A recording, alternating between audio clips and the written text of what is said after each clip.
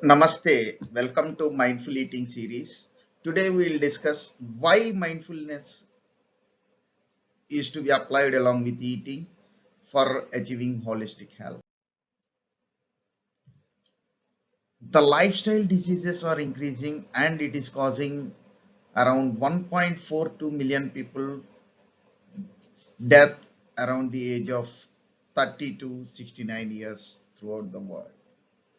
Obesity is found to be one of the root causes for several lifestyle diseases. Obesity is basically body mass index, and we measure it when the weight divided by the square of our height in meters. That tells us about body mass index of a person. Diabetes is found to be another important root cause of several deaths throughout the world. One more lifestyle diseases we commonly find is hypertension, that is blood pressure, and one more important disease we can say is due to malnutrition of different people, poor people in the world. Diabetes, let us understand it from WHO facts, the facts taken from WHO reports. It clearly says around 422 million people are diabetic in the world. So it is a cause of concern for all of us. And diabetes is found to be the leading cause of death for so many people in the world. Diabetes leads to blindness, kidney failure, heart attacks, stroke, and lower limb amputation. All these are from WHO reports. Around 1.5 million deaths were due to diabetes in 2019. It says the importance of understanding diabetes. So why we need to understand about diabetes is because of all these facts and figures. Okay, so basically diabetes is of two types, type 1 and type 2. Type 1 is due to it is hereditary in nature, and the actual reasons are not yet found, but of course even the symptoms are also sometimes found at the later stages only. And in type 2 diabetes, it is controllable, we can control it, we can identify it very early, and if we identify it very early, then we can easily control it, we can prevent it also with the proper healthy lifestyle. So that is how it is connected to healthy lifestyle. So the health, lifestyle and food habits are interlinked because excess body weight and physical inactivity are found to be the key reasons for diabetes. So excess body weight comes from our food habits and physical inactivity. So both are interrelated and these are connected to our food intake. Now we'll see some of the facts about hypertension. Around 1.13 million people suffer from hypertension in the world.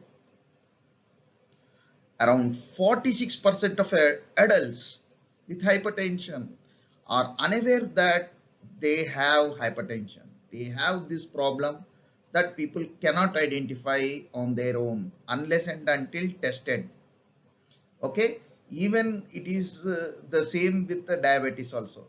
The test is very important, but people are afraid of getting tested and they don't test. They seem to be healthy, but in the background hypertension and diabetes, these problems will be growing. So that is why we should identify it so early so that we can take corrective actions.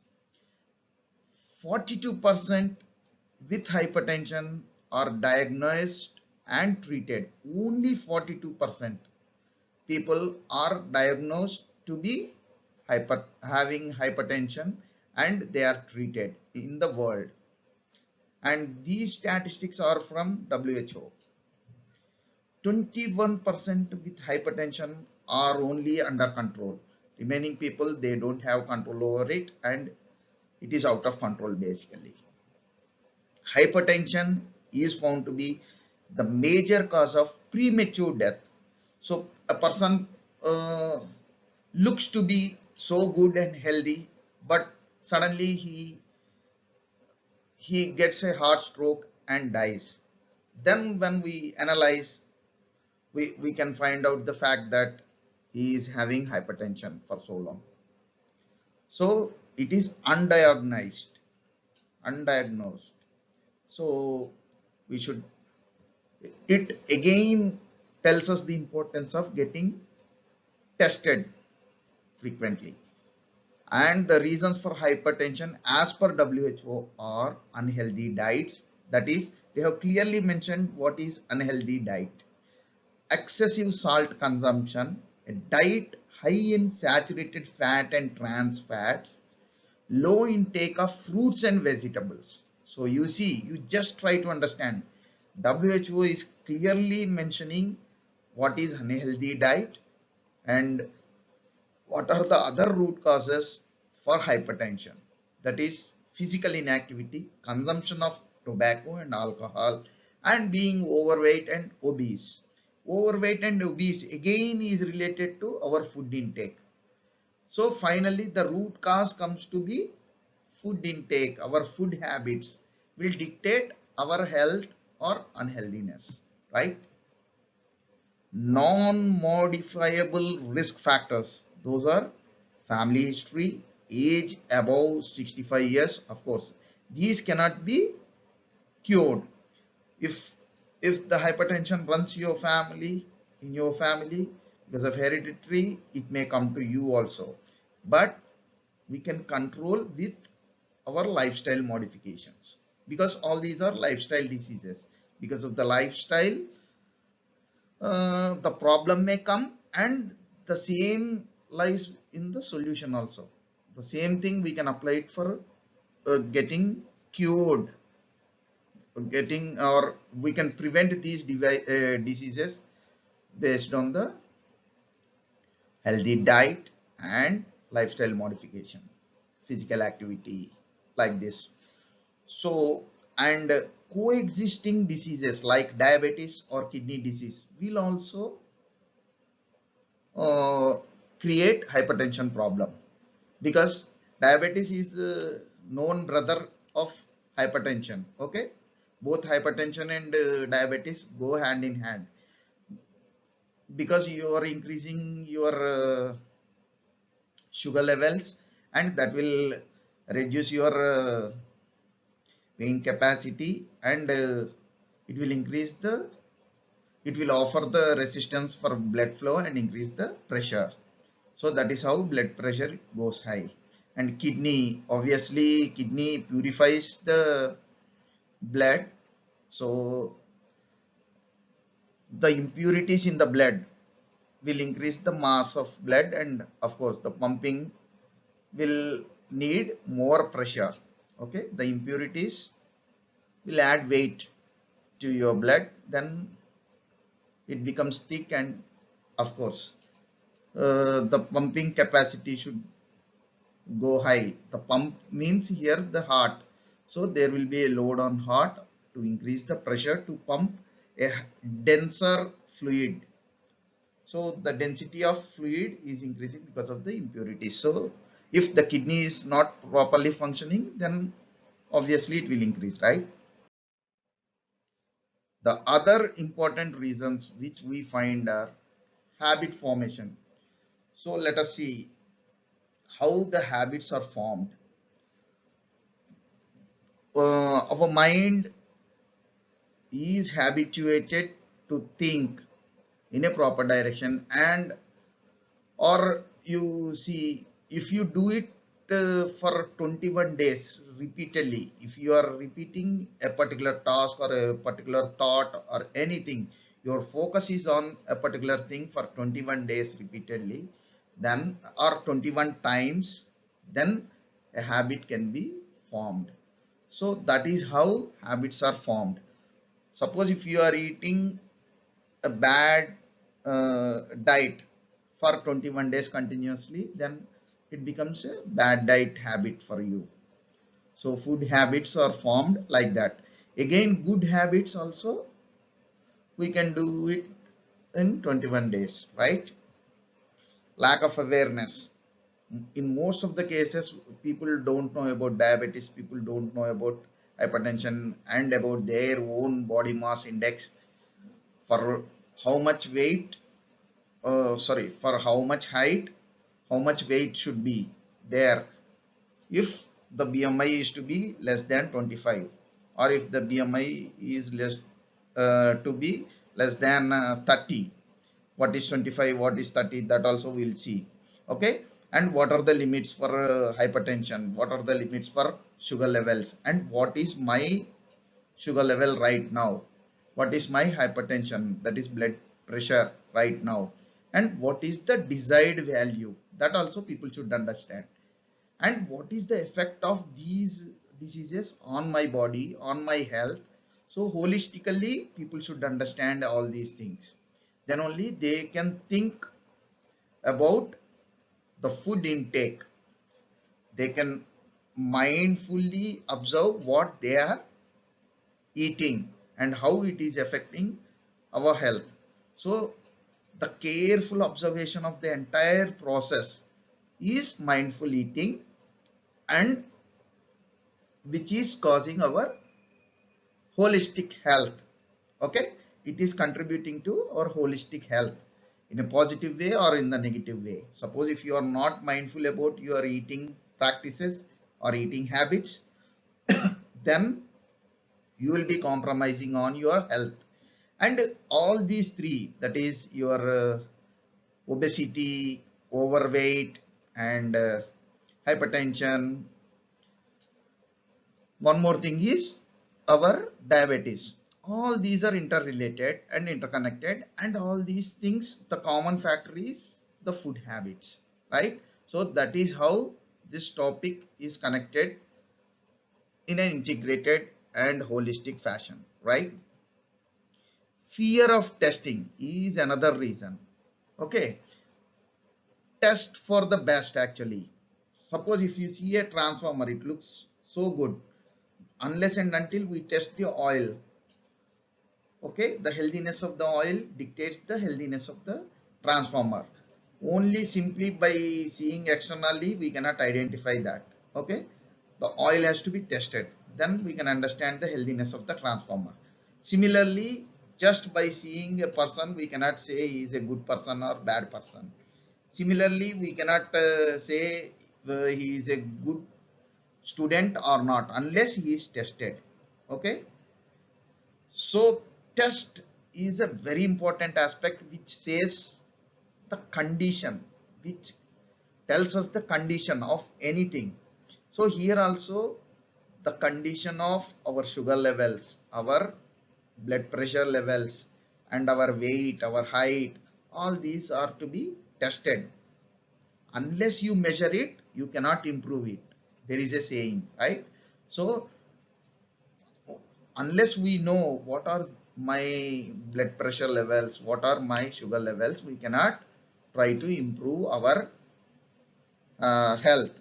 So testing is very important, but because of fear of testing, many people don't do that, and many people are unaware. We have already seen that around 40% people are unaware that they have hypertension. Resistance to change, even after understanding, even after knowing that I have this disease, still people offer resistance for change. They don't change their habits, because I have already told you, habit is formed means it is difficult to change, and our tendency of mind is to resist, offer resistance. The moment you are going for change means the mind thinks that there is a risk. Don't go for that change, just be comfortable with the existing scenario. Don't go for the change. That's what immediately the mind's response will be when you are trying to go for a change. Okay, the mind says no, don't go for the change. So immediately you have to cross that barrier.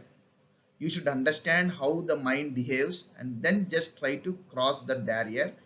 If the mind is saying like that, then you should understand it holistically and say no, no, yes, let us try. And slowly you have to change your habit. Okay, so we have to overcome the resistance offered by your brain or mind. That is its nature. Actually offering resistance to something which you want to do is the uh, nature of your mind, because it thinks there is a risk. Okay, so you should make it understand that no, no, no, there is no risk and you are doing it for good. That is how you should induce positivity into your brain. Then it will start, and it should be a pleasurable atmosphere, then only it accepts the challenge, right? And the thoughts and stress that also influence your eating practices. The moment you are under a tremendous amount of stress, overeating automatically takes place. Overthinking will lead to overeating. Again, after overeating, your thoughts will get disturbed. So it is a vicious cycle. So breaking this, you should have mindfulness. You should understand how you are getting entangled in this vicious cycle, then how to come out of that. For that you should be very much mindful. Okay, your thoughts should be mindful. We all know tamasic diet produces tamasic thoughts. That is, suppose you have a sattvic diet, then sattvic thoughts will be produced. Tamasic diet offers tamasic thoughts, and tamasic thoughts will result in tamasic actions, because of which again the stress comes. A stressed person or a bad thought will lead to bad actions. Again, it will lead to a stress. Because of stress, you will be overeating, in which again some tamasic diet if you are taking, or even if sattvic diet is taken under stress, it becomes tamasic. Okay, so the influence of mind and food will force you to go in a vicious cycle. How to make it virtuous from vicious cycle? That is through mindful eating. You are understanding the entire process of diet, thoughts and actions, how these three are interrelated. Then that holistic understand will mindful eating bring you to mindful eating.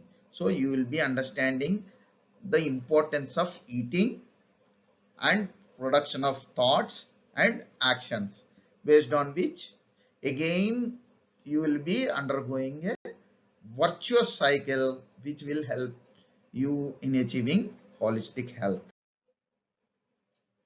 Another important aspect, on the contrary, of overeating is malnutrition, undereating because of poverty and other reasons. So, as per WHO, 1.9 billion adults are overweight or obese. That is on one hand. On the other hand, 462 million people are underweight in the world. So, you just see the figures of overweight and obese are more compared to underweight people.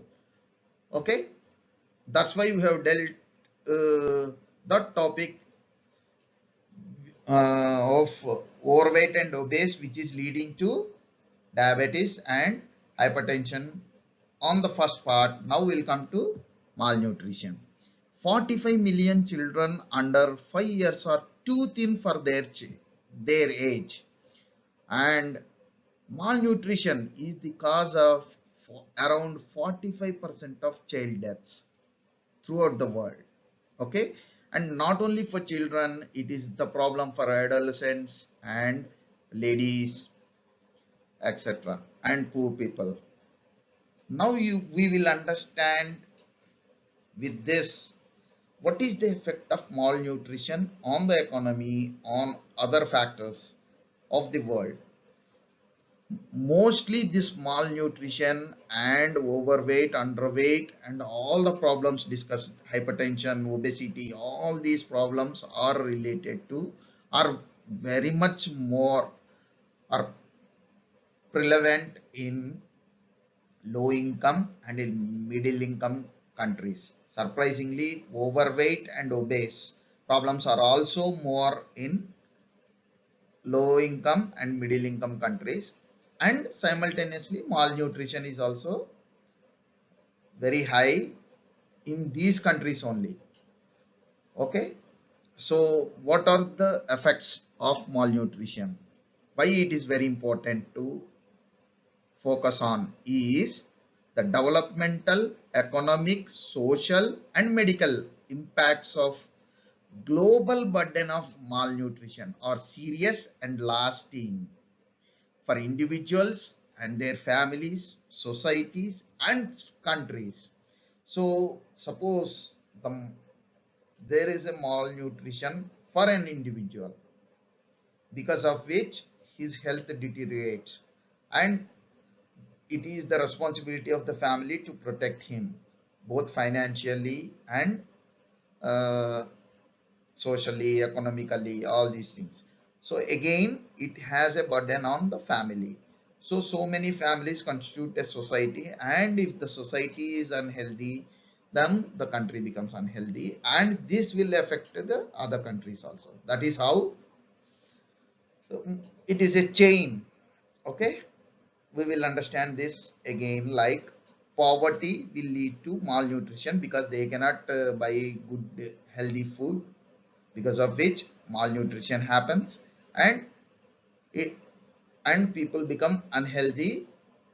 Again, they have, because they don't have the capacity to withstand the problems, the health problems basically, and because of which the healthcare cost will go high, because health is wealth. Okay, so the moment you are unhealthy, your wealth will also come down because you will be spending more on that. So the poor becomes poorer and poorer, right? And they don't have the strength to do the work, so the work will get reduced, will get affected, the productivity gets reduced. So again, low economy, that will lead to further low economy. Again, it will increase poverty and ill health, and it becomes a vicious cycle, right? So let us try to understand the vicious cycle here. Poverty leading to malnutrition, because of which health deteriorates, which which will incur some money on that, some wealth will get reduced because of that. So again, because of the loss of strength and ability to work, so the productivity comes down, which will lead to low economy again, and it will lead to poverty, and it will lead to malnutrition and ill health. So that is how the vicious cycle runs. Unhealthy diet and lack of physical activity are leading global risks to health. Again, here also people are saying unhealthy diet. It should not be more on carbohydrates, on sugars, on salts. At the same time, it should not be undernutrition. So malnutrition and obesity are the two sides of the same coin, and that coin is here is the small income and middle income countries. So most of these problems are found in these two type of countries. Obesity facts, if we see, 39 million children under 5 years age are obese in 2020. Not only under 5 years, 5 to 19, if we see the statistics, around 340 million children and adolescents were overweight and obese in 2016. Around 39% of adults aged 18 years and above were overweight in 2016, of which 13% were obese. Overweight and obesity kills more people than underweight, obviously, because more and more overweight and obesity people are there in the world, so obviously the rate is more. Obesity is preventable. We can prevent obesity, malnutrition, and your diabetes, that is type 2 diabetes and hypertension. We can prevent all these things with a proper diet. So that diet is the common factor in all these aspects. That's why it is very, very important to have proper diet, proper food to be healthy. Thank you. We will see how to eat and what to eat in coming videos, and how it helps our health, and how to make a habit of mindful eating. All these aspects we will discuss in the coming videos. Till then, stay healthy, be happy. Thank you.